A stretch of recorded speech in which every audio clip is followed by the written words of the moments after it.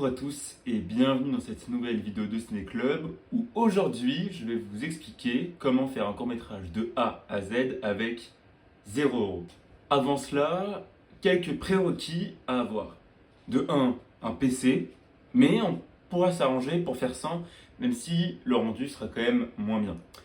Et de 2 de la motivation.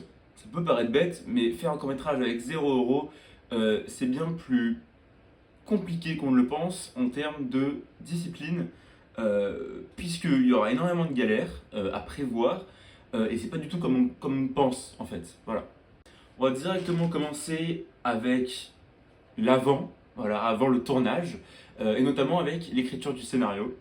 Donc pour l'écriture du scénario, si vous avez un PC, il faut absolument utiliser, enfin je dis absolument, mais on peut utiliser Word, traitement de texte, qu'importe, mais l'idéal c'est quand même l'application Celtx, Seltx, oui c'est ça. C'est une application pour écrire des scénarios, des pièces de théâtre, plein de trucs. Enfin, c'est assez universel comme application. Pour l'écriture du scénario, vous pouvez vous renseigner sur internet, vous marquez ouais, scénario tel film, et en fait vous avez accès au scénario et comment on met en page finalement un script de film. Néanmoins, on a toujours 0 €, mais qu'on ait de l'argent ou pas, il y a quand même un problème parfois d'inspiration. On n'a pas forcément d'inspiration pour écrire un court métrage, et c'est normal, ça arrive à tout le monde, même les plus grands, même Ciné Club. Bref, qu'importe, il n'y a pas vraiment de solution miracle pour avoir de l'inspiration, mais si je peux vous donner 2 conseils, ce serait déjà de 1, regarder le plus de films que possible. Même si c'est des films pas très intéressants, c'est important quand même de se forger une certaine culture cinématographique. Ça sert toujours. Vous aurez différents repères en regardant plus de films, donc ça ne peut être que bénéfique pour vous. Le deuxième conseil, ce serait de regarder des interviews de scénaristes. En effet, il y a beaucoup de grands scénaristes qui font des conférences où ils expliquent comment ils trouvent leurs idées, tout le processus en fait pour écrire un scénario. Je pense notamment au scénariste de Taxi Driver. Alors j'ai plus son nom, mais je sais qu'il fait pas mal de conférences et que beaucoup de ses idées et beaucoup de ses techniques sont très intéressantes et très enrichissantes pour écrire un scénario. Sauf que quand on a 0 €, il ne faut pas écrire le scénario en premier. Je vous le dis, je vous préviens. En effet, en premier, il faut trouver les acteurs de ce scénario. Alors, c'est très bien et ça fait tout à fait l'affaire si c'est juste vous en acteur. Voilà. Ça peut paraître bête, mais ça suffit amplement. Ou même rien. Alors, on peut faire un court-métrage sans acteur, juste de la mise en scène. Ça le fait. Mais si vous voulez des acteurs, demandez déjà à vos amis. Ça peut paraître simple, mais demandez à tous vos amis, ouais, t'es chaud, on fait un court-métrage, tout ça, tu fais acteur. Et en réalité, la plupart des gens vont vous dire oui, même si vous n'êtes pas forcément très amis avec eux. Ça peut paraître bête, mais c'est une expérience qu'en général peu de gens refusent. Je parle pas d'expérience, tous les gens qui bossent, enfin qui sont acteurs de mes courts-métrages, c'est tous des gens, je n'ai jamais eu à chercher. Voilà, j'ai juste demandé et ils ont tous dit oui. Ça peut paraître bête, mais ils ont tous dit oui. Peut-être aussi par envie de me faire plaisir, mais aussi parce que c'est une expérience qui est quand même tentante. Donc il faut trouver les acteurs et aussi le lieu de tournage. Parce que le lieu de tournage, quand tu as l'idée fixe de où est-ce que tu vas tourner, il faut que tu adaptes ton scénario vis-à-vis de cela et pas le lieu de tournage vis-à-vis de ton scénario, puisque tu n'es pas Steven Spielberg, mon gars, tu n'as pas des millions d'euros à volonté. Tu ne peux pas trouver n'importe quel lieu. Ça peut être une maison, ça peut être une forêt, on s'en fout. Qu'importe le lieu, il faut le savoir avant. Il faut aussi savoir les acteurs pour l'écriture du scénario. C'est 2 bases pour moi fondamentales. Quand tu n'as pas d'argent, tu peux pas payer des acteurs après, parce que oui, hein, dans les films, ils écrivent le scénario avant, pardon, et après ils vont voir des acteurs, enfin ils font un casting, ouais, lui il est pas mal, on le prend, on le paye. Sauf que nous, on peut pas le payer. Donc on lui dit, ouais, tu peux jouer dans ça. Ok, parfait. Je fais le scénario, je prends une semaine, je te l'envoie, on fait telle date. Voilà, il faut se fixer, il faut que tout soit clair. Créer un groupe Snap, Insta avec tous les gens dedans. C'est, ça peut paraître aussi très bête comme idée, mais croyez-moi, pour la diffusion du scénario, pour l'explication, pour si les gens ont des questions, c'est 1000 fois mieux, voilà. Et vous n'avez pas besoin de beaucoup d'acteurs dans vos films, dans vos courts-métrages. Mon court-métrage Pépette, qui est à mon sens le meilleur, je pense que vous pouvez pas le dire le contraire, il n'y a que 3 acteurs, 4 avec mon chien, et ça fait parfaitement l'affaire. Après, bon, oui, ok, il dure que 1 minute 50, mais ça reste ça. On passe maintenant au tournage. Alors, je sais ce que vous allez me dire, oui, Ciné Club avec 0 €, on peut rien faire. Moi, je sais qu'il faut un trépied pour stabiliser la caméra, je sais qu'il faut un micro, nanana. Bon, déjà de 1, filmer avec votre téléphone, pardon, c'est amplement suffisant. Qu'importe la qualité de votre téléphone, voilà, ça le fait. Croyez-moi, ça le fait. Si vous avez un caméscope, prenez-le. Et surtout, si vous pouvez extraire les fichiers dedans avec une carte SD, voilà, vous branchez un PC portable qui a un lecteur de carte SD. Ça le fait, c'est mieux, je pense, qu'un téléphone. Vous faites comme vous voulez, c'est plus pratique à filmer. Voilà, comme ça, vous n'aurez pas besoin d'un stabilisateur.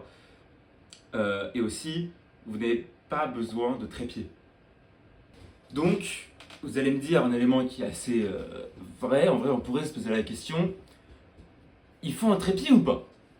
Parce que sinon, c'est pas stable et c'est moche. C'est mieux quand c'est stable, mec. Déjà, de 1, pas forcément. Et de 2, ça peut vous rajouter une contrainte qui est même plus intéressante que si vous aviez un trépied. Je vais prendre un exemple, c'est le film Manic, qui est un de mes films préférés, qui est filmé sans trépied, majoritairement, de la grande majorité, en caméra subjective, donc caméra juste derrière l'épaule, voilà, on suit le personnage comme ça. C'est bien mieux sans trépied, voilà, je vous le dis, c'est bien mieux, et il n'y a pas nécessairement besoin de trépied, enfin en tout cas bien moins que tout qu'on peut le penser. Je sais que parfois c'est bien mieux de faire sans trépied, que ça peut rajouter un côté réaliste, un côté immersif, pardon. Donc oui, vous pouvez faire des trépieds DIY si vous voulez, voilà, vous pouvez, je suis sûr que ça doit exister, voilà. Mais c'est pas nécessaire et ne vous mettez pas des barrières à cause de ça. Je sais que moi, ce qui me freinait à l'époque, c'était ça. Aujourd'hui, j'ai la chance d'avoir un ami qui me prête son trépied parce que c'est plus simple. Mais si je pouvais, enfin si j'avais pas quoi, je ferais quand même mes courts-métrages. C'est pas, voilà, c'est pas dérangeant. Pour tout ce qui est son, oui, en effet, avoir un téléphone à côté et allumer le dictaphone, c'est pas l'idéal. Mais c'est toujours ça. Moi, je le fais pas personnellement. J'ai pas de truc pour le son. Je fais avec le son de la caméra qui enregistre, soit mon iPhone 13, c'est assez simple. Mais le son, en vérité, un iPhone fait l'affaire, vraiment. Mais tout ce qui est caméra, caméscope, en bas de gamme, c'est vraiment pas de trop bonne qualité. Donc utiliser un dictaphone, enfin, application dictaphone sur téléphone, ça fera parfaitement l'affaire. Vous n'avez pas trop besoin de ça dans une séquence en intérieur, voilà, tranquille, pas besoin. Néanmoins, s'il y a trop de reverb dans la pièce, ce serait bien que d'utiliser ça. Et en extérieur, c'est du bruit autour, c'est toujours pratique, c'est toujours un truc en plus, ça aide. Après, le son n'a jamais été pour moi l'élément crucial d'un film. Je préfère largement la mise en scène, parce que bon, pour moi, le cinéma, c'est l'art de la mise en scène. Bref, je vais pas m'étaler.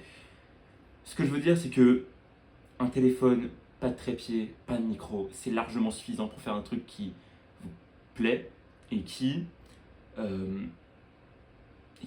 pas si mal. Et ne soyez pas aussi trop dur avec vous-même. La perfection dans l'art, je pense pas que ça existe vraiment, et encore moins quand on est amateur. Si vous avez 0€, considérez que ce court-métrage vaut, ce que vous faites vaut 0€. Tous mes courts-métrages, j'ai mis 0€ là-dedans. Ne soyez pas trop sévère, c'est important de l'être pour être objectif et pour avancer, mais en toute franchise, ça sert à rien d'être injuste, et en général, les gens qui travaillent dans l'art sont très souvent injustes, et je sais de quoi je parle, hein, et je connais quelques artistes, mais voilà, vous pouvez faire bien plus simple que vous ne le pensez, c'est bien plus réalisable, et on passe le temps à la partie post-prod, donc montage.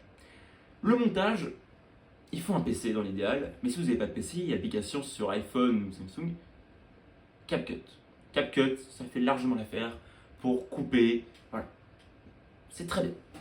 Par contre, il y a un défaut avec CapCut, c'est que vous ne pouvez pas faire la colorimétrie, donc la gestion des couleurs, les balances des blancs, j'en sais rien, l'exposition, les tons foncés, clairs, les teintes, vert, rose, bref, voilà. Tout ça, vous ne pouvez pas le faire sur CapCut, il me semble. Néanmoins, sur PC, il y a la version gratuite de DaVinci Resolve, le logiciel. Tout le monde utilise DaVinci Resolve dans le cinéma pour faire la colorimétrie. Il faut aussi quand même comprendre que la version gratuite est très bien. Pépette, mon court-métrage, la colorimétrie, elle est superbe. Vous pouvez pas dire le contraire. Vous pouvez pas. Voilà, vous ne pouvez pas. Et pourtant, c'est avec la version gratuite que mon frère l'a fait. Donc finalement, vous vous rendez compte que toujours, on peut avancer sans argent.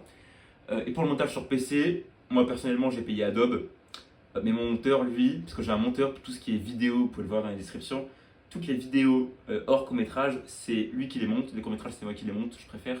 Et même, je pense que lui aussi, il préfère. Je monte sur Adobe, j'ai payé Adobe. Mais lui, il monte sur CapCut PC, version gratuite. C'est largement suffisant. Regardez mes vidéos, mes dernières vidéos. Enfin, je suis désolé, mais je sais pas, je prends un exemple tout con. Death Note, voilà, les vidéos sur Light. Le montage, il est hyper clean. C'est sur CapCut PC. Voilà. Donc, certes, c'est un peu plus dur à prendre en main, ça prend plus de temps, t'as moins de liberté. Mais pour un court-métrage, tu mets pas d'effets spéciaux. Ton court-métrage, tu peux mettre de dragon. Voilà, je vous le dis dans le scénario, ne mettez pas de dragon. Bref, CapCut PC, ça suffit amplement. Voilà, je vous ai expliqué comment faire un court-métrage de A à Z avec 0 €. Un peu magique, non? Un peu magique. Bref, le message de cette vidéo, c'est créer, créer, créer, créer sans cesse. Faites ce qui vous plaît et ce qui vous plaise. Je ne sais pas, je suis très nul en français. Et n'oubliez pas que ça vaut toujours le coup d'essayer. Et mes courts-métrages, personnellement, j'ai trouvé très nuls. Mais c'est tellement kiffant de les faire que je peux pas m'arrêter d'en faire. Partagez, likez, abonnez-vous. Peace, c'était Ciné Club.